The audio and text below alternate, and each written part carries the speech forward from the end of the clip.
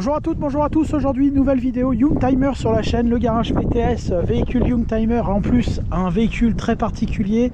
Désolé, le vent se lève un petit peu là, c'est l'hiver, c'est un petit peu dommage. Le son va peut-être être un peu gâché par le vent, par les conditions météo. Mais on va essayer quand même de profiter de cette voiture et de profiter de l'essai de celle-ci. Cette voiture est mise à disposition par Beniscar. Encore une voiture originale et sympa, disponible chez eux au moment du tournage. La voiture en question, c'est une voiture qui est assez peu courante. C'est une Z3 BMW en version coupée. La version Z3 Cabra est sortie dans un premier temps en version cabriolet et ensuite est apparu ce petit break de chasse, ce petit Z3 coupé. Et là ici aujourd'hui est proposé en version 2,8 litres injection, boîte manuelle, 193 chevaux. Donc on a une petite voiture somme toute sympathique à montrer aujourd'hui. On a en plus de ça une configuration qui est plutôt pas mal, avec ces belles jantes à bâton. Hormis les jantes de la version M, c'est les versions de jantes de Z3 qui sont les plus belles à mon avis. C'était celle qu'il fallait prendre à l'époque au catalogue. Et la Z3 en 2,8 a droit à cette double sortie d'échappement. Alors ici on a une ligne inox, on va l'entendre, vous l'avez entendu chanter déjà à l'entrée de la vidéo, mais on va la conduire tout à l'heure et donc on aura le plaisir de l'entendre un petit peu chanter cette voiture dans le respect de la mécanique. Donc cette BMW Z3, donc ici en 2,8 litres coupé. On va revenir un petit peu sur l'histoire de la Z3. La Z3, c'est au départ un petit cabriolet 2 places fabriqué aux États-Unis. C'est la première BM qui a été fabriquée aux États-Unis. Après c'est suivi d'autres voitures comme le X5 ou la Z4. La Z3, donc c'était au milieu des années 90, c'était le retour des petits roadsters initiés dans les années 60 pardon, c'est un petit lapsus, remis au goût du jour à la fin des années 80 par Mazda. Petit cabriolet 4 cylindres, propulsion, boîte manuelle, petit plaisir avec donc c'était des plaisirs de solitaires, de célibataires ou de personnes en couple, puisque c'était des petits cabriolets à 2 places.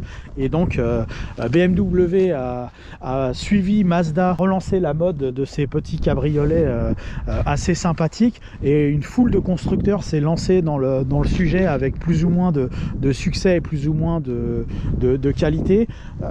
On avait droit au milieu des années 90, donc c'était vraiment la mode de ces petites voitures. On sortait un peu de la GTI, on rentrait sur les petits cabriolets. On avait la Fiat Barchetta, on avait le Mercedes SLK qui lui avait réinstauré le toit dur escamotable.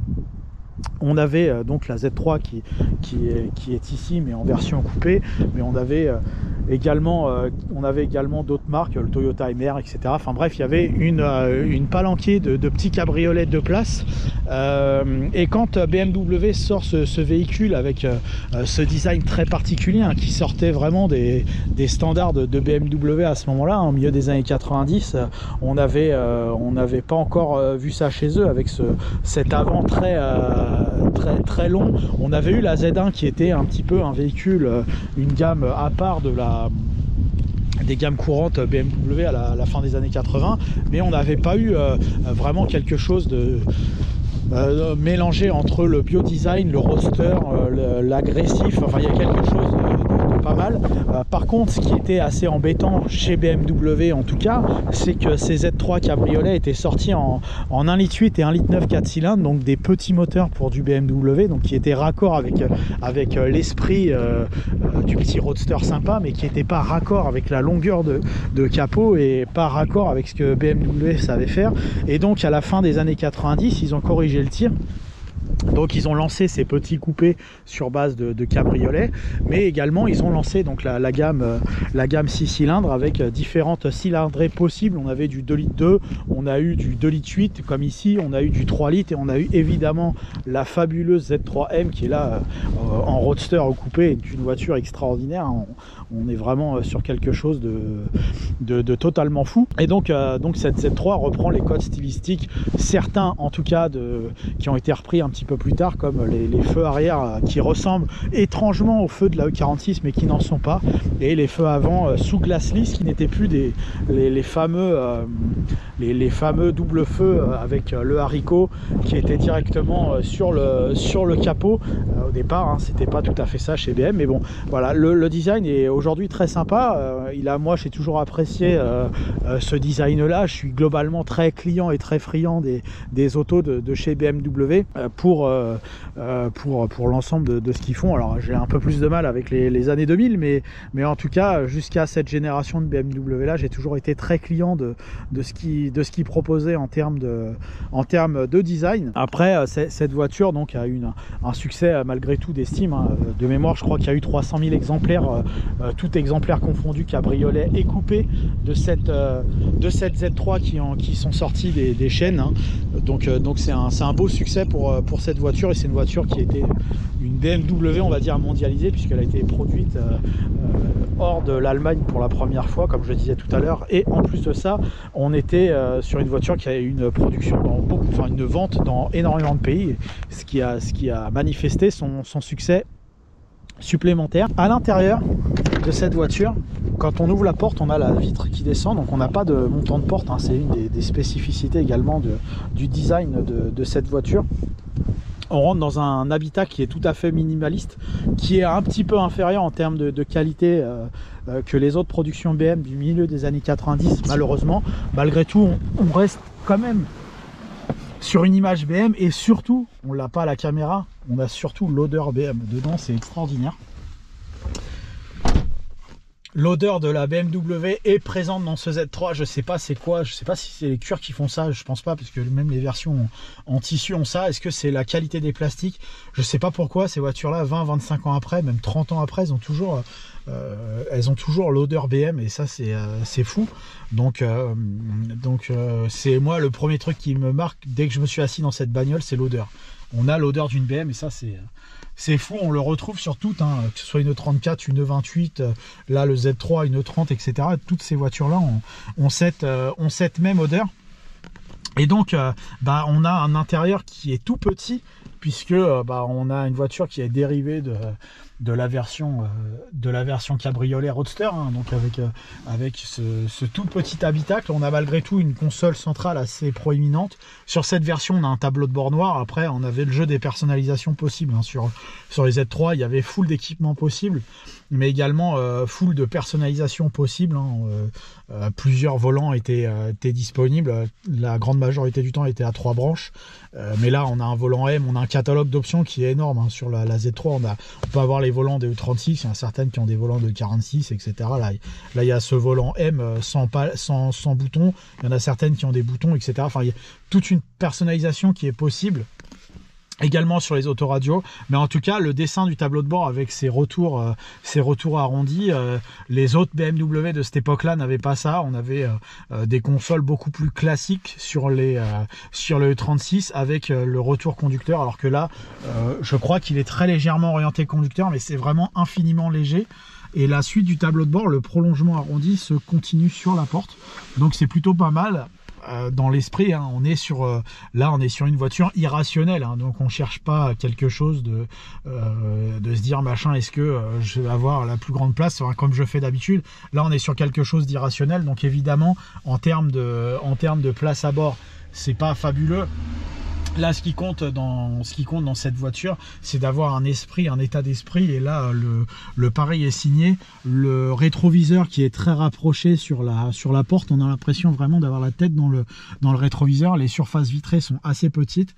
La surface vitrée générale est petite, le rétroviseur intérieur par contre est assez grand, et en plus c'est renforcé ce côté assez minimaliste et souligné en plus par les intérieurs noirs qui sont assez récurrents sur ces voitures. Donc on a vraiment l'impression d'avoir une toute petite voiture. Et malgré ça, malgré le fait qu'on ait une toute petite voiture, alors je suis pas un géant, j'imagine qu'un géant qui s'assoit à l'intérieur de cette voiture, il va être assez à l'étroit, mais en tout cas moi j'ai toujours pas le genou, encore une BM où la voiture, pourtant l'habitacle est tout petit, mais mon genou il est en totale liberté, je peux conduire assez tranquillement cette voiture. Donc à deux passagers, enfin à deux personnes, un passager et le conducteur, on va être tout à fait correctement installé dans cette voiture.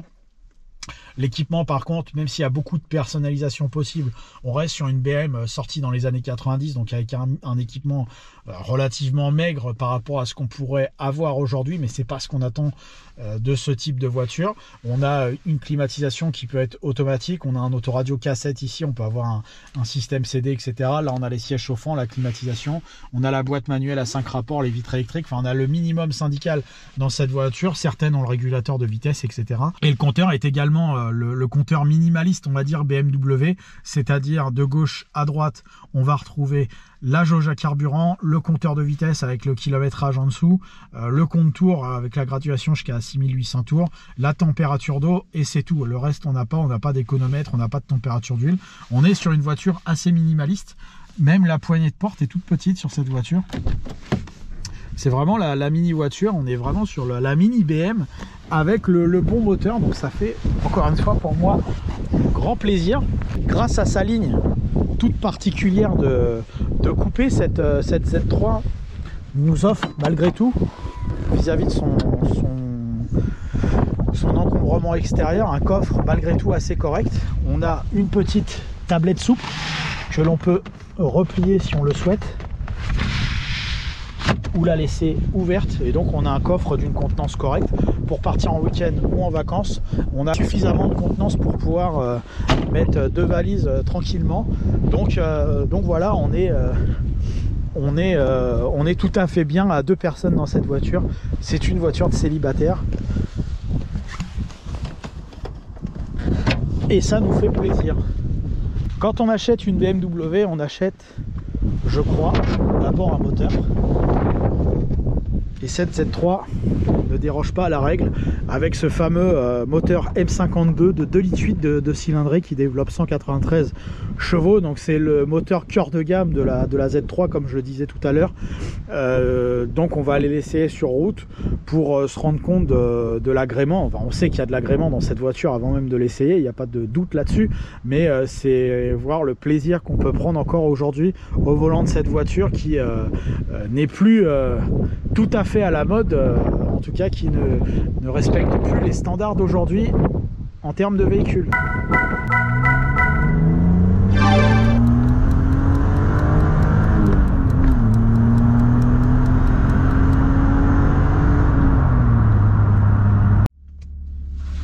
Nous voici donc au volant de la Z3. Il fait pas chaud. Pas la température extérieure, celle-ci, optionnelle.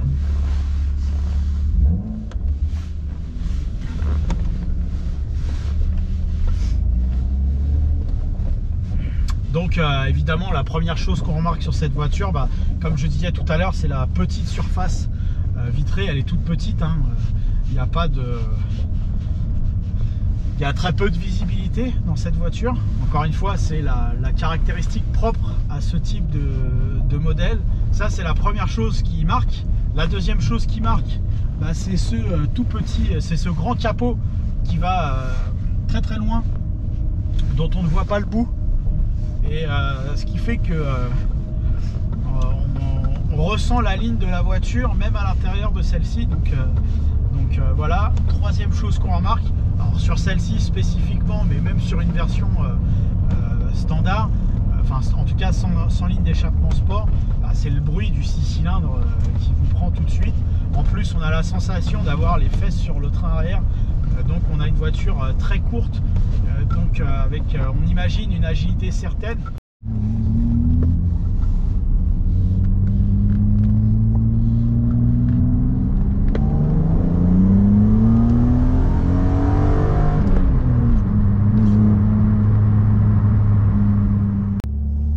Ça me rappelle ma jeunesse, hein, cette Z3 2,8 litres, puisque j'ai eu un modèle équivalent il y a un petit moment maintenant.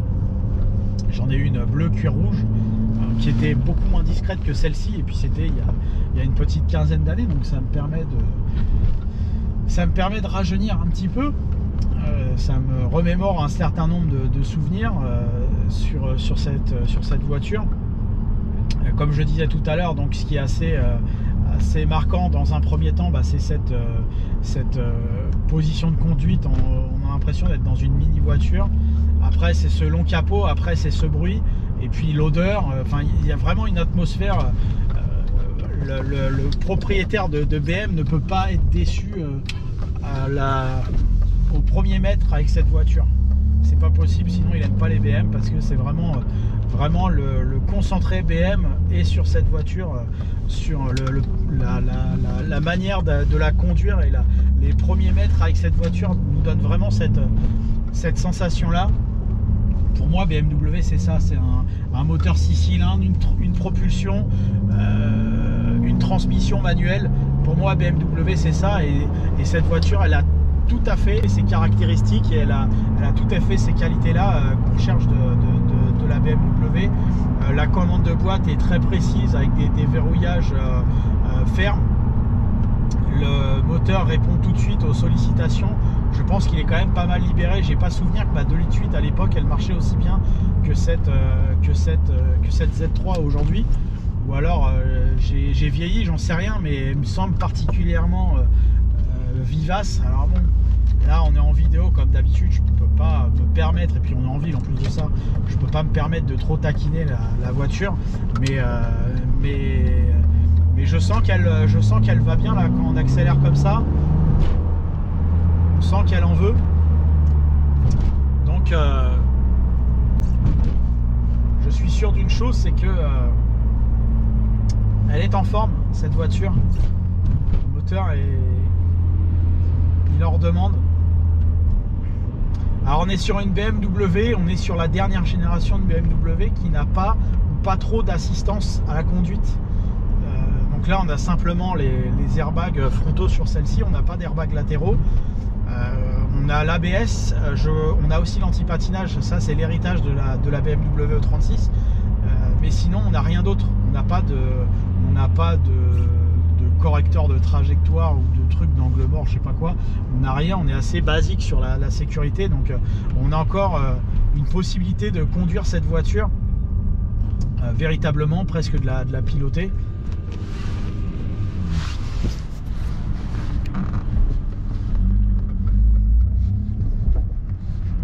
Et c'est ce qu'on recherche avec ce type d'auto.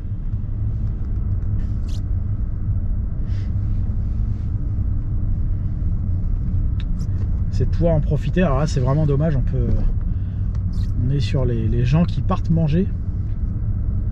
C'est assez dommage.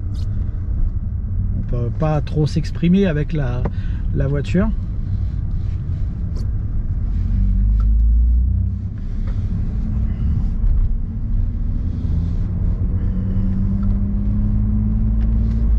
Croyez-moi, c'est un plaisir. On est là, on est content de l'avoir. Même en roulant comme ça à 40, je veux dire, à 40 en troisième, à 1700 tours minute, je suis content. Je veux dire, il n'y a pas de doute là-dessus. Alors oui, la qualité de fabrication, elle est en deçà de ce que fait BM d'habitude, en tout cas à ce moment-là. En fait, on est sur une... autant les BMW sont des voitures, je trouve, très rationnelles habituellement, mais avec une folie au niveau mécanique. Autant là, ils ont quand même assez lâché les chevaux, ils sont totalement libérés, à l'image de ce qu'est la Z3M en sommet de gamme. Une voiture, c'est n'importe quoi. Enfin, je veux dire, la mécanique en 3,2 litres à l'intérieur et tout, sur les roues arrière sans assistance, avec un poids beaucoup plus contenu que la M3 dont elle dérive, et avec moins d'assistance électronique, enfin avec un châssis plus court, etc. C'est vraiment une voiture folle, cette voiture. Et donc là c'est vraiment une voiture totalement déraisonnable, et c'est comme ça qu'on aime cette caisse. Et voilà, moi je suis très content d'avoir ça, de récupérer, de pouvoir réutiliser pour une fois. Ce sera peut-être la dernière fois de ma vie que je conduirai une Z3 coupée. Et on remercie Ben Iscar de la mise à disposition de l'auto, parce que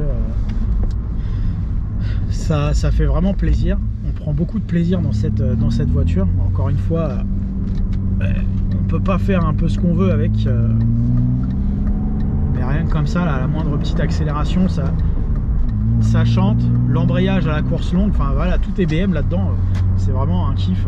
C'est sûr que par contre si vous n'aimez pas les BM, vous n'aimerez pas cette voiture. Ça, c'est vraiment tellement le produit BM par excellence que si vous n'aimez pas les BMW, celle-ci vous l'aimerez pas malheureusement. Mais en tout cas, si vous aimez les BMW, celle-ci est dispo à la vente. Si vous voulez vous faire plaisir, hein, c'est le moment d'acheter ça. C'est avant que la cote s'envole véritablement, puisqu'elle a pris une claque. La Z3, elle a bien monté en cote. Mais avant vraiment que ce soit inaccessible, c'est peut-être les derniers moments pour s'offrir ce type de voiture. Donc si c'est quelque chose qui vous intéresse, n'hésitez pas. C'est ici et dispo, en tout cas au moment du tournage. Si c'est plus dispo, de toute façon ce sera noté dans le descriptif et ce sera noté non disponible. Voilà, merci à vous d'avoir suivi cette nouvelle vidéo sur la chaîne Le Garage PTS. Merci encore pour votre fidélité. N'hésitez pas à vous abonner, à aimer, à commenter. Le Garage PTS sur Facebook, YouTube et Instagram. Merci à vous, à bientôt.